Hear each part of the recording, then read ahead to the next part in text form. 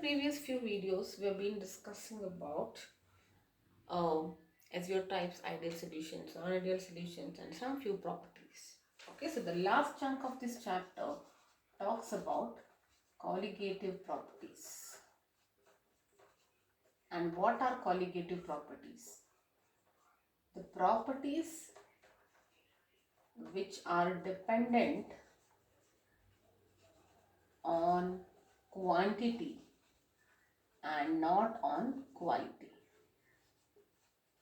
So such properties which are quantity dependent and not quality or nature dependent are what we call as colligative properties. Alright, so if you just go back to the previous video, we had discussed that you have a solvent which is liquid, and if you add solute to it, which is non-volatile solid, then what happens if you recollect? So this was a solvent. The solute will occupy some space on the surface, and the solvent is not able to vaporize or escape out easily because there are some solute particles which are non-volatile and they're escaping, they're not helping the solvent to escape. They are like obstructions there, right? So that's why the solvent finds it difficult to vaporize, and because of which we understood that vapor pressure reduces. The vapor pressure of a solvent reduces on addition of a non-volatile solid solute to it. That's what we understood. And we also understood that this is a property which is dependent on the quantity. So it doesn't matter whether I add 1 gram of salt, sugar, glucose, whatever it is. The amount matters, 1 gram. Correct? So it only depends on the quantity and not on the quality. So one such property which we already studied was vapor pressure. Now we have to study 4 properties including vapor pressure in detail. Alright? And those are, the first one is relative lowering of vapor pressure, which we have understood that it reduces, and we have also understood the reason why it reduces, but we will have to understand that in detail mathematically and all that. The second one is depression in the freezing point. Depression in the freezing point of a solvent. The third one is elevation in the boiling point. Elevation in the boiling point of the solvent. And the last one here is, which we want to discuss, is about osmotic pressure. So these are the 4 colligative properties which we will be discussing, which means that these qualities are only dependent on the quantity and not on the quality. Let's start with the first colligative property, that is relative lowering of vapor pressure. The first one is relative lowering of vapor pressure. Okay, so if you observe Raoult's law, so let us talk about Raoult's law here. This is your Raoult's law, and let us consider one subscript to be for solvent and the 2 subscript is for solute. So if you apply Raoult's law, you got to know that, and what is Raoult's law? Liquid interface, liquid solution, right? So P1 is equal to P1 naught x1, where P1 is the partial pressure.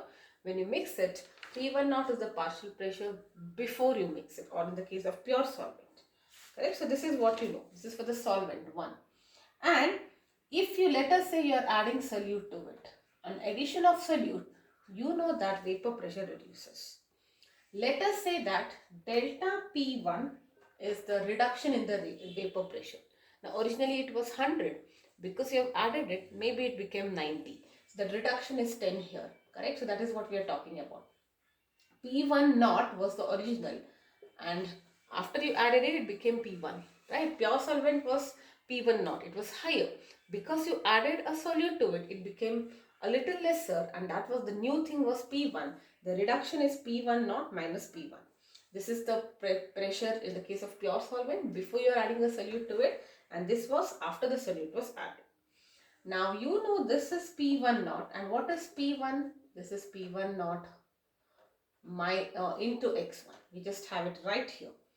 So I can write it as P1 naught common 1 minus x1 or P1 naught into x2. So basically, I can understand the reduction in the pressure when you add a non-volatile solute to it in terms of the pressure when it was a pure solvent and the mole fraction of the solute. Please remember that this is mole fraction of the solute. And if you have more than one solute, this x2 will be the sum of all solutes. Okay, this is for one, we are considering one solute. Otherwise, it will be the sum of all solutes. Alright. Now let us talk in terms of relative lowering of vapor pressure. When I say relative lowering, it is like with respect to what you will be lowering. The reference is the standard. So this is what we say as relative lowering. Relative is always with respect to something. It's a standard which is set. And that standard here is, a reference here is nothing but the pressure when it was a pure solvent. Okay. Now, what is this? We just now did it. This is P1 naught into X2, which is mole fraction of the solute, divided by P1 naught, or it is equal to X2. So I say the relative lowering is nothing but the mole fraction of the solute. And how do you write this? You write it as P1 naught minus P1 divided by P1 naught. And what is the mole fraction of the solute? N2 by N1 plus N2, where N1 is the moles of the solvent, correct? And generally this N2 will be much lesser. So N2 will be much lesser. So we kind of ignore it. So what do we have now? P1 naught minus P1 by P1 naught is N2 by N1. This is all you need to remember. Okay, so relative lowering, when you say the reduction divided by the standard, that is P1 naught, and that is equal to N2 by N1.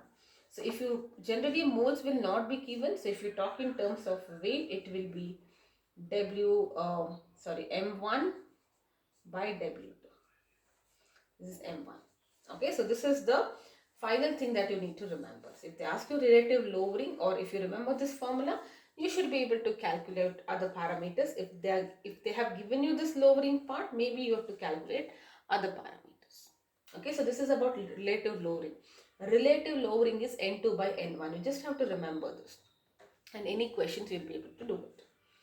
Alright, let's quickly do one question here.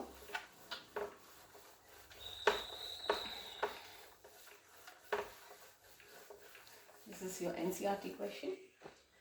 The vapor pressure of pure benzene, look at that, the vapor pressure of pure benzene. So that should give you a hint that it is not pure benzene. At a certain temperature is 0.85 bar. Okay, so this is P1 naught. A non-volatile, non-electrolyte solid. So you are adding a non-volatile, non-electrolyte solid solute of 0.5 grams. This is the weight of the solute. When it was added to, when added to 39 grams of benzene, when the solute was added to 39 grams of benzene. Now for benzene, they have given you the molar mass. Capital M is 78 gram per mole. And anyways, you can calculate it because you know benzene is C6H6. You can calculate it easily. But in this case, it's given to you.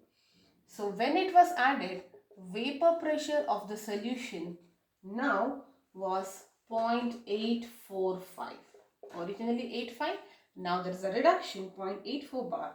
What is the molar mass of the solid? Or they might ask you to identify what is the solid, what is the molar mass means you're identifying the solid here. If you know the weight, there is always a table to which you can refer to and figure out that what is this particular substance. Correct? So yes. So clearly my benzene in this case is your solvent. I hope this part is clear. And that solid, whosoever molar mass is supposed to find, that is your solute. Alright, so let us directly talk about reduction. This is the reduction. P1 naught was N2 by N1. This is what I know. And this is also W2 by M2 into M1 by W1. So P1 naught is given to you 0.85 minus 0.845. Reduced to 2 it is saying. So this is the final thing. divided by 0.85. And what is this equal to? Let us write it. This is 0.005 divided by 0.85, and this is W2, weight of the solute. 2 is solute, so it is 0.5 divided by M2, which you are supposed to find. Molar mass of benzene is given to you as 78 divided by 39, which is the grams here. Okay, ones are, twos are. So if you just calculate this, you will just get M2 to be 170 grams per mole.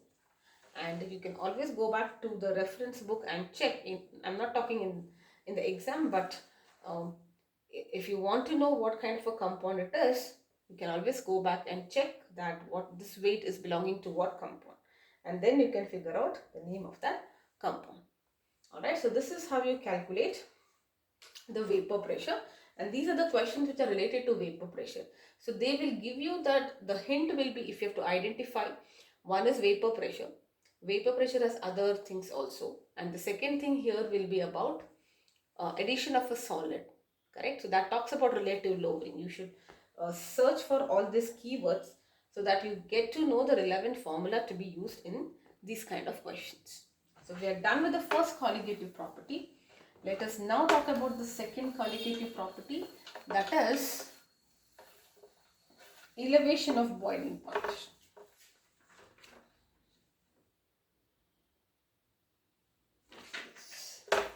There are other questions, you can just have a look at it later when we talk about elevation of boiling point.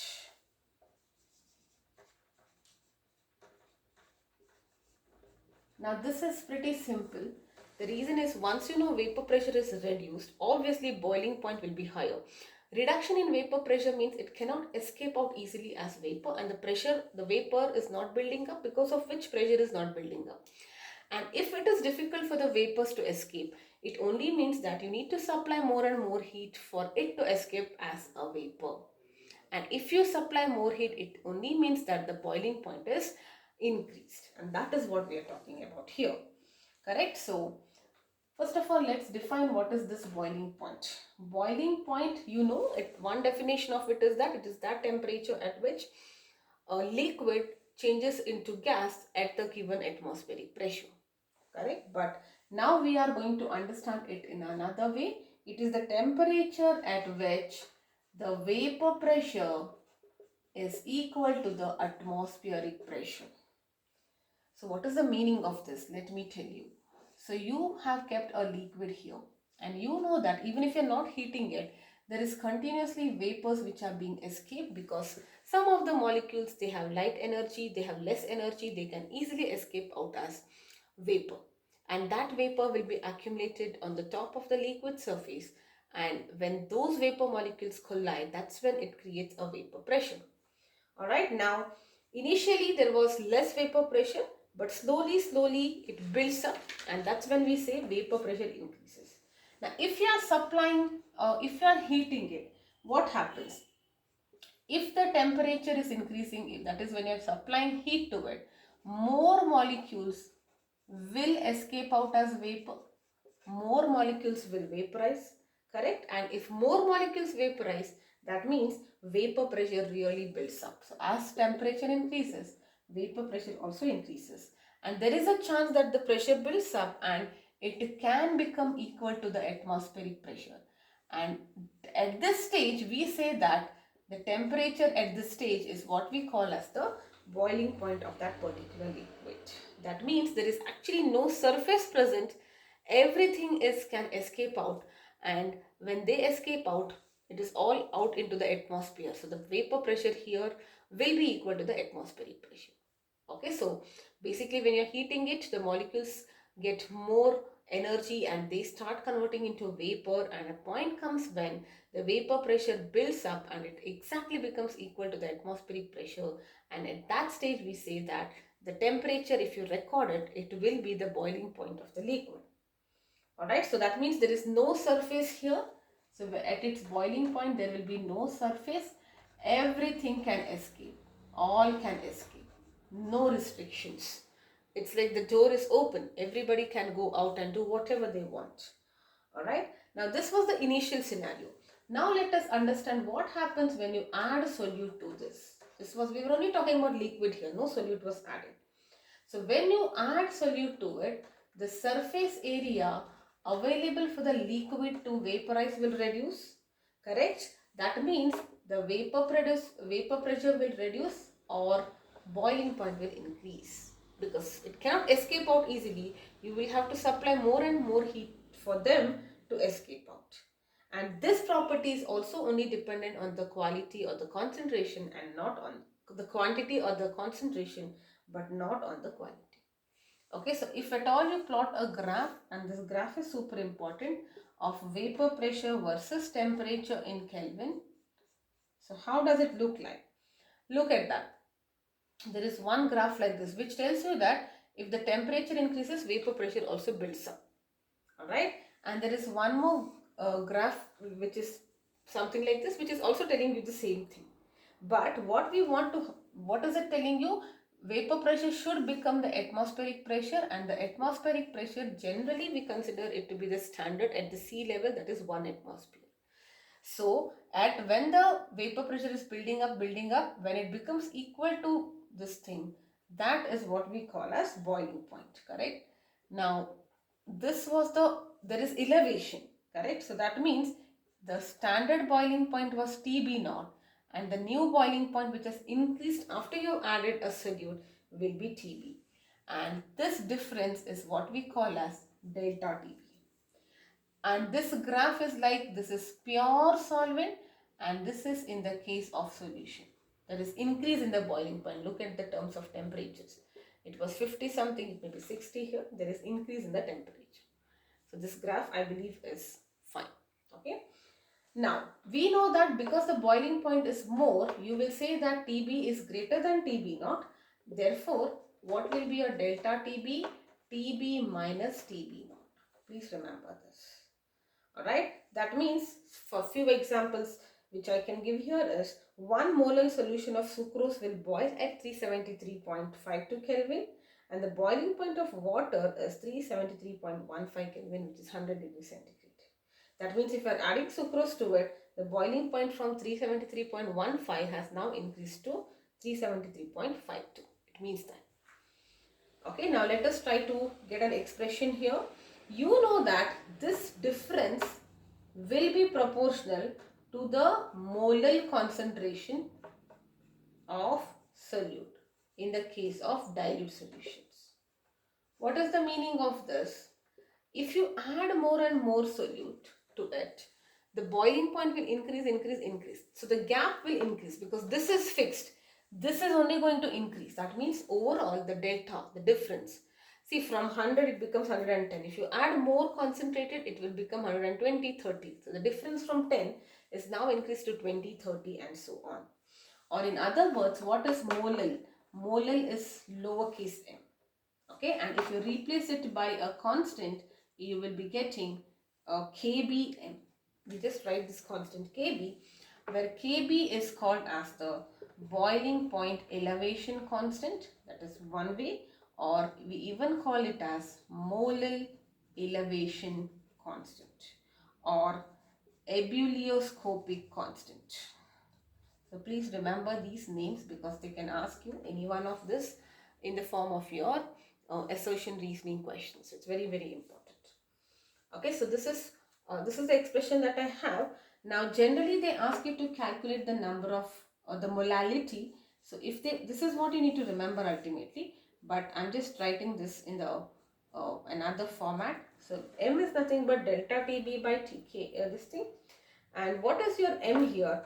M is nothing but, or let me not write it here, later I will substitute. Let us first try to simplify this further. You know that what is m here? M is the number of moles of solute divided by mass of the solvent in kgs. Correct? Or symbolically I can write it as W2 by M2 into in kg, so you will multiply by 1000 and mass will be W1. So I can just put this entire thing here, and this is something that I have. After I replace it, after I substitute it with the expanded thing of molarity, I finally have my delta TB, which is the difference in the elevation, as Kb into W2 by M2 into 1000 by W. Or if you want M2, you will put this TB here. Alright, so this is the final expression for calculating the elevation in the boiling point when you are adding a solute particle to it. Okay, so we will quickly do one question and then we are done. So the next video will be discussing about freezing point and osmotic pressure.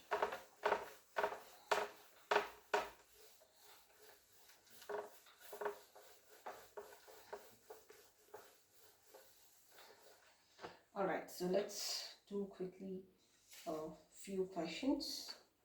Yes.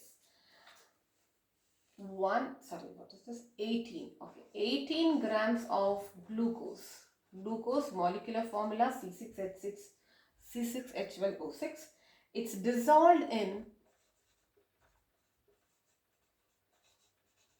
it is dissolved in 1 kg water. So clearly, isn't this your solute? This is your solute and this is your solvent. I'm just writing it right here. At what temperature will water boil? At what temperature will water boil? At 1.013 bar. That means when the pressure, external pressure is this much, what will be the new temperature at which the water will boil? Kb of water is given to you.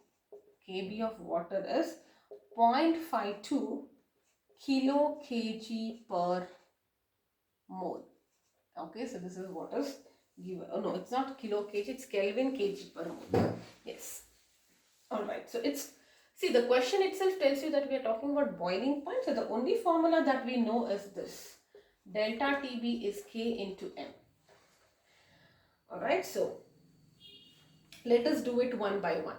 So Kb into M. So I know my Kb. Kb is given to you 0.52 and everything should be in Kelvin, kg and mole. But do I know my lower M? I don't know the molality of this. I'm supposed to calculate. And what is molality? Number of moles of solute, which is mass divided by molar mass. Molar mass of glucose is 180. I'm just writing it. Okay, so you can calculate it. C6H12O6, it's 180. So 18 by 180 multiplied by, now 1 kg of the solvent they are saying. So what will be the solvent here? The solvent here is 1 kg, so it is 1.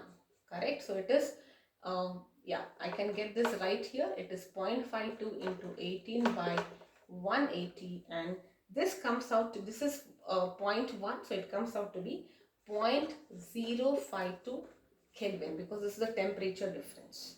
That means what will be the new boiling point of water? You know delta TB is TB minus TB naught. The new is greater here. And this you got to know as 0.52. This is what you're supposed to calculate. And this is in Kelvin. So you'll have to write this as boiling point standard is 373. So your TB will be equal to 373.202 Kelvin. So originally it was 373. When you added glucose to it, it became, it elevated, it got a newer higher value. The value increased and it's marginal increase. Alright, so it's not like from 373 it becomes 375.6. It's a very, very meager increase. Okay, so this is about the boiling point of a liquid. So vapor pressure reduces. The reduction, relative reduction is P1 naught minus P1 naught is greater. So it's P1 naught minus P1 by P1 naught and that is N2 by N1. Whereas boiling point, it becomes greater because whenever vapor pressure reduces, boiling point will be greater and the reduction or the difference in the boiling point is given as TB minus TB naught, and we know this difference is proportional to mole and that's how molar concentration, and that's how you get delta TB naught as Kb into lower M, that is molality. Alright, so Next video, I'll be discussing about the freezing point. That's the third colligative property, followed by osmosis. In osmosis, we have a couple of things to discuss before we talk about osmotic pressure and reverse osmosis. Alright, and we'll be doing 1 or 2 questions. That will be in the next video. And the last video talks about abnormal mole masses. Okay, so I have to talk about dissociation and association there, and you have to calculate the abnormality in the masses in either of the cases. There are numericals related to that. Okay, and that completes the whole chapter. Yes, bye bye for now.